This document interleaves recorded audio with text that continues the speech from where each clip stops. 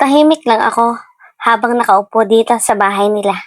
Hindi na ako nakatanggi sa mom ni Harvey dahil makulit ito. Kaya sa huli ay pilit pa rin ako nito pumasok sa bahay. Inis na inis naman ako kay Harvey dahil nagsinungaling pala ito. Nandito naman palang mom niya at wala naman palang inaayos sa loob ng bahay nila. Gusto niya lang akong dalhin sa cafe na iyon. Nagtaka ako pero isinantabi ko na lang ang pag-iisip. How are you, Iha? You look beautiful. Lalo kang naging maganda. Balita ko successful ang negosyo mo. Magkwento ka naman sa akin, I missed you. Sunod na sabi sa akin ng mom ni Harvey. Halos hindi ko na nga alam kung ano ang una kong sasabihin at kung saan ako magsisimula dahil sobrang dami niyang tanong sa akin. Ayos naman po ako, ma'am. Nahihiyang sabi ko. Kasunod noon ay kinuha ko na ang tsa sa lamesa. Mukhang magkakasakit na yata ako nito.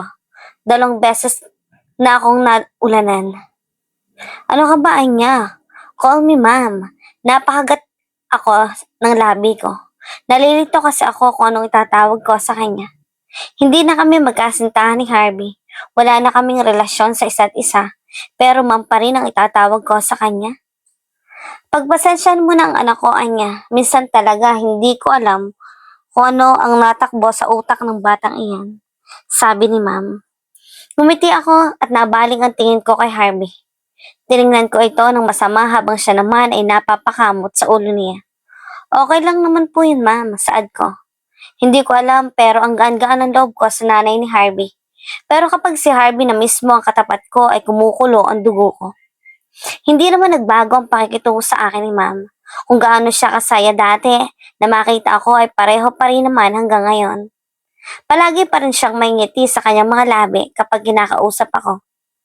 Igawa mo muna ako ng sandwich at timplahan ng juice si Anya. Bilisan mo, sabi ni ma'am. Aangal pa sana si Harvey pero hindi na ito nakapalag kay ma'am. Bumalik ang atensyon ko kay ma'am nang hawakan niya ang kamay ko. Nagulat naman ako dahil nag-iba ang pakiramdam ko sa paligid. Para bang naging malungkot ang ambience. Bakit po? Tanong ko. Nagulat naman ako nang yumuko si ma'am at para bang umiiyak ito. I'm so sorry, Anya. I thought Harvey will wait for you. Patawarin mo ako kung umasa ka na makapaghihintay si Harvey. I'm sorry. Umiiyak na saad sa akin ni ma'am. Agad naman akong ngumiti pero ramdam ko na nanunubig na ang mga mata ko. Tama siya, umasa ako. Ang akala ko hihintayin talaga ako ni Harvey. Ang akala ko sa oras na bumalik na ako ay matutuloy namin ang pagmamahalan namin pero hindi pala. Ang akala ko love can wait pero hindi pala. O sadyang hindi talaga ako minahal ni Harvey. Huwag po kayong umiyak, hindi naman po ako galit sa inyo. Hinawakan ko na rin ang kamay ni ma'am.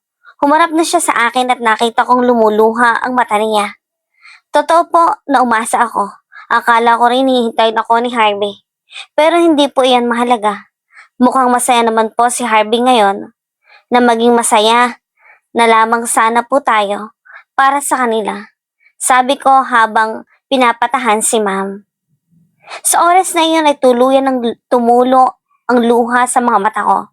Sinabi ko na magiging masaya ko para sa kanila ni Harvey. Pero may parte sa puso ko na sinasabi na sana ako na lang. Alam mo, sa totoo lang, mas gusto kita para sa anak ko. Hindi natuloy ang sinasabi ni ma'am nang dumating si Azari. Hi, tita. Unang bungad ni Azari sa amin. May dala-dala itong paper bag at sobrang saya. Agad naman kaming nag-ayos ni ma'am. Pasimple kong pinunasan ang luha ko at ganun din ang ginawa ni ma'am. Ngumiti naman ako at binati si Azari. Ngunit hindi ko ako nito pinansin. Nagtaka ako dahil sa ginawa niya, pero naisip ko na baka hindi niya lang ako narinig. Tita, may dala pala po akong kare-kare. Nakangiting saad ni Azari habang nilalabas ang laman ng paper bag. I'm sorry, may allergy ako sa peanut. Pagtanggi ni ma'am. Ngumiti naman ako at nagsalita. Nakita ko kasi na nalungkot ang mukha ni Azari dahil sa sinabi ni ma'am. Kung gusto mo tayo na lang ang kumain, Azari. Sakto, paborito ko iyan. Maligayang saad ko pero hindi ulit ako pinansin ito. Doon ay napagtanto ko na iniiwasan talaga ako ni Azari. Napatingin naman ako kay ma'am pero mukhang hindi rin niya alam ang dahilan kung bakit gano'n na lang ang pakikitungo sa akin ni Azari. Pagkatapos ng ilang segundo na katahimikan ay bumalik na si Harvey na laking pasasalamat ko. Here, sandwich and juice. Pagbasag ni Harvey sa katahimikan, ngumiti lang ulit ako at tinanggap iyon. What about me? Where's my sandwich? Singit niya Azari. Nahiya naman ako dahil sa sitwasyon na iyon. Mukhang nagtataka si Azari na ginawan ako ng sandwich ni Harvey. Kung gusto mo, sa'yo na lang to. Hindi pa naman ako gutom. Pagsubok ko ulit. Inaasahan ko napapansinin na ako ni Azari sa pagkakataon na iyon, ngunit nagtataka ako sa ginawa nito. Never mind. Mataray na sagot nito sa akin. Nagulat ako nang tinabig niya ang kamay ko dahilan para matumba ang baso ng juice at bumuhos iyon sa katawan ko. Sa mga oras na iyon ay nagsisimula ng mabuo ang inis ko kay Azari. Pakiramdam ko ay nananadya na siya. What the fuck are you doing, Azari? Sigaw ni Harvey at kasunod noon ay lumapit ito sa akin upang tulungan akong ayusin ang sarili ko. Inawat ko naman si Harvey na tulungan ako. Dahil kita ko ang mukha ni Azari na nagsisimula na yatang magalit. Sa susunod mag-ingat ka, Azari. Pansin ko ang seryosong mukha ni ma'am. Sumunod ka sa akin, Anya. Tawag sa akin ni ma'am, kaya iyon ang ginawa ko. Naglakad ako papunta kay ma'am. Bago pa man kami makaalis ng sala ay nilingon ko si Harvey. Mukhang nag-aaway yata sila. Habang nasa kwarto ako ni Paris, ay hindi ako mapakali. Sa tingin ko ay nag-aaway sina Harvey at Azari dahil sa akin. Kinakabahan naman ako. Hindi ko gustong mag-aaway sila ng dahil sa akin. Let me see. Ano ba ang gusto mo pagdating sa passion? Nabalik ang atensyon ko kay Paris na pumipili kung anong ipapalit ko sa suot ko. Kahit ano na lang, kahit t-shirt na lang Paris, sabi ko naman. Itong si Paris naman ay nilabas pa lahat ng mga damit niya na halos lahat ay mamahalin. Wala nga yatang damit si Paris na bababa sa 1,000 pesos. This, I'm sure, it will look good when you wear it, saad ni Paris at binigay sa akin ang damit. Isa yung button-down crop top at sweatpants na magkahalong kulay puti at perde. Tumanggi ako pero pinilit ako ni Paris na suotin iyon. Hindi naman kasi ako sanay na magsuot ng crop top. Saka ang lamig-lamig mo. Oh my gosh, ate, you look good. Nagulat ako sa tili ni Paris. Pagkalabas ko pa lang ng banyo ng kwarto niya. Tinignan ko naman sarili ko, maganda nga. Pero siguro ay nadala lang iyon ng damit. O di kaya sadyang maganda lang ako. Charot. Dahan-dahan akong bumaba ng hagdanan. Pinapakiramdaman ko ang paligid. Grabe. Sa sobrang laki ng bahay ni na Harvey, kahit sumigaw ka, ay hindi maririnig ng ibang tao. Hindi ko naman makita si ma'am ni Harvey. Ang sabi kasi nito kanina magluluto ito ng hapunan. Are you joking, Harvey? May concern ka pa sa babae niyon kaysa sa akin? Nagulat ako sa narinig kong sinabi ni Azari. Agad akong nagtago dahil doon. Tama ako. Nag-aaway nga sila dahil sa akin. Bakit? Ikaw bang natapunan ng juice? Narinig kong naiinis na sabi ni Harvey. Kilala ko si Harvey. Kala ko ganoon ang boses niya. Naiinis na siya. I'm your girlfriend, Harvey. Mahinang sabi ni Azari. Bagyang sumilip naman ako. Nakita kong umiiyak si Azari. Doesn't mean you're my girlfriend. You have the right to do that to Anya. Hindi rin ibig sabihin na kasintahan kita, ikaw ang kakampihan ko. Fix yourself. Huwag kang umiyak. Hindi naman ikaw ang natapunan. Masungat na sabi ni Harvey at lumabas, iniwan niya si Azari, ate. Halos may matay naman ako nang marinig ko ang boses ni Paris na nasa likod ko pala. Tara na po, kakain na tayo. Tumango naman ako at sumunod kay Paris papunta sa dining table nila. Tahimik lang ako at iniisip ang pag-aaway ni Harvey at ng nobya niya. Hindi na naman dapat nila pag-awayan ang tungkol doon. Simpleng pagkakamali lang naman at isa pa. Nakapagpalit na ako ng damit kaya okay na. Wala nang problema.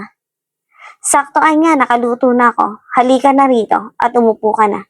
Kakain na tayo. Aya sa amin ni ma'am nang makita niya kami. Umupo naman ako sa tabi ni Paris agad na natakam sa mga pagkain na hinain ni ma'am. Mukhang magaling itong magluto katulad ng uncle at last ni Harvey. I call Harvey and Asawi, sabi ni Ma'am.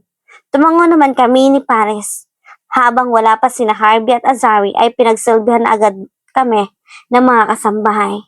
Natuwa nga ako dahil hanggang ngayon kilalang kilala pa nila ako. Natatandaan na rin nila ang pangalan ko. Maya-maya pa'y dumating na sina Harvey at Azawi kasama si Ma'am. Agad ko silang tiningnan. Tahimik lang sila pero mukhang galit pa rin si Harvey o so Azawi naman ay mukhang katatapos lamang sa pagkakaiyak at si Ma'am naman ay seryoso. Nagsimula na kaming kumain. Tahimik lang kami. Katulad ng dati habang nakain ay walang nagsasalita at tanging tunog lang ng kutsara at tinador ang maririnig. Pagkatapos naman namin kumain ay nagpaalam na sana ako uuwi pero mas lalo pang lumakas ang ulan.